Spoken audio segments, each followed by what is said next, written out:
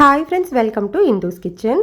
இன்னைக்கு நம்மளோட கிச்சன்ல கார்த்திகை தீபம் ஸ்பெஷலா ஒரு டேஸ்டான பொரி உருண்டை எப்படி செய்யறதுன்னு பார்க்கலாம்.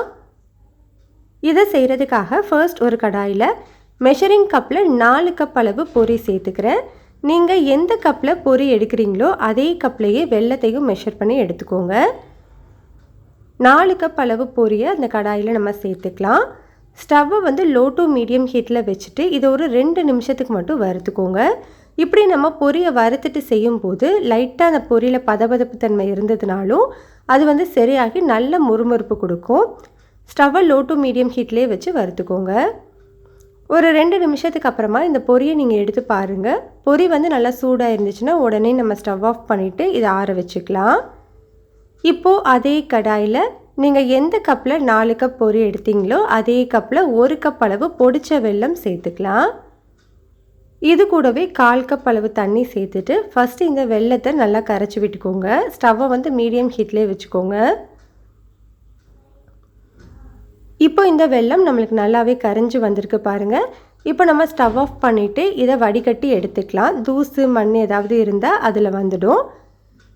வெல்லத்தை வடிகட்டி எடுத்ததுக்கு அப்புறமா இந்த கடாயையும் நல்லா கழுவிட்டு அதுக்கப்புறமா யூஸ் பண்ணிக்கோங்க. அப்போது தான் தூசி எதுவும் இருக்காது. கழுவினதுக்கப்புறமா நம்ம வடிகட்டி வச்சுருக்கிற வெள்ளை தண்ணி சேர்த்துட்டு ஒரு 3லேருந்து 4 நிமிஷத்துக்கு நல்லா கொதிக்க வச்சுக்கோங்க. இப்போ இது நல்லா கொதிச்சிட்ருக்கு. ஒரு 3 நிமிஷமும் நல்லா கொதிச்சிட்ருக்கு. இதை நம்ம பதம் செக் பண்ணிக்கணும். பதம் செக் பண்ணுறதுக்காக இந்த மாதிரி ஒரு சின்ன கிண்ணத்தில் தண்ணி வச்சுக்கோங்க. தண்ணியில் நம்ம ரெடி பண்ணி வச்சுருக்கிற இந்த பாகை கொஞ்சமாக விட்டு பாருங்கள். இந்த மாதிரி நம்மளால் ஒன்று சேர்க்கவே முடியல, அப்படியே கரைஞ்சி போகுது இல்லையா, இது வந்து பதம் கிடையாது. திரும்ப ஒரு 2-3 நிமிஷத்துக்கு நல்லா கொதிக்க வச்சுக்கோங்க. 2-3 நிமிஷத்துக்கு அப்புறமா இந்த வெள்ளைப்பாகை கொஞ்சமாக விட்டு பாருங்கள். இப்போ வந்து நம்மளுக்கு ஓரளவுக்கு ஒன்று சேர்க்க வருது, ஆனால் நம்மளால் உருட்ட முடியல, இந்த பதத்தில் இருக்குது. இப்போ நம்ம இன்னொரு 2-3 நிமிஷத்துக்கு திரும்பவும் கொதிக்க வச்சுக்கலாம்.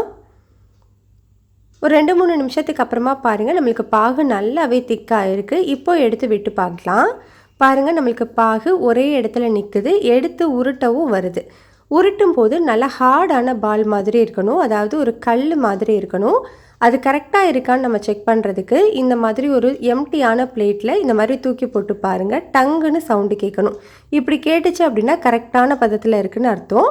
இந்த டைமில் உடனே நம்ம ஸ்டவ் ஆஃப் பண்ணிடணும். ஸ்டவ் ஆஃப் பண்ணதுக்கு அப்புறமா இதில் ஒரு 10 சொட்டு அளவு லெமன் ஜூஸ் விட்டுக்கோங்க. விட்டுட்டு நல்லா மிக்ஸ் பண்ணிக்கோங்க. இது எதுக்காகனா நம்மளுக்கு அந்த வெள்ளைப்பாகு அடுத்த ஸ்டேஜுக்கு போகாமல் இருக்கிறதுக்காக தான். இப்போ நம்ம ஸ்டவ் ஆஃப் பண்ணியாச்சு. இந்த டைமில் ஒரு 2 ஏலக்காயை இடிச்சிட்டு சேர்த்துருக்கேன்.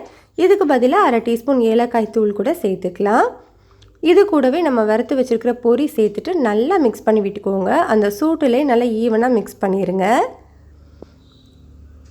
பொரி உருண்டை பொறுத்த வரைக்குமே நம்ம சூடாக இருக்கும்போது தான் நம்மளால் வந்து உருண்டை பிடிக்க வரும். ஆறி போயிடுச்சு அப்படின்னா அது வந்து பொரியாகவே தான் இருக்கும், உருண்டை பிடிக்க வராது. உருண்டை பிடிக்கிறதுக்கு கையில் நல்லா நெய் தடவிக்கோங்க. நெய் தடவிட்டு கொஞ்சமாக அந்த பொரி எடுத்து நல்லா அந்த மாதிரி உருட்டி விட்டுக்கோங்க. ரொம்ப வந்து அழுத்தம் கொடுக்காமல் உருட்டுங்க. அப்போது தான் நம்மளுக்கு சாப்பிட்றதுக்கு நல்ல டேஸ்ட்டாக இருக்கும். நம்ம நார்மலாக சப்பாத்திக்கெலாம் உருண்டை உருட்டுவோம் இல்லையா, அதே மாதிரி உருட்டி எடுத்துக்கோங்க. இதே மாதிரி நம்ம எல்லாத்தையுமே செஞ்சு எடுத்துக்கலாம். இப்போ பாருங்கள், நான் எல்லா பொரி உருண்டையுமே பிடிச்சி எடுத்துட்டேன். நல்ல சூடாக இருக்கும்போதே உருண்டை பிடிச்சிங்க அப்படின்னா தான் நம்மளுக்கு இந்த மாதிரி உருட்டுறதுக்கு வரும்.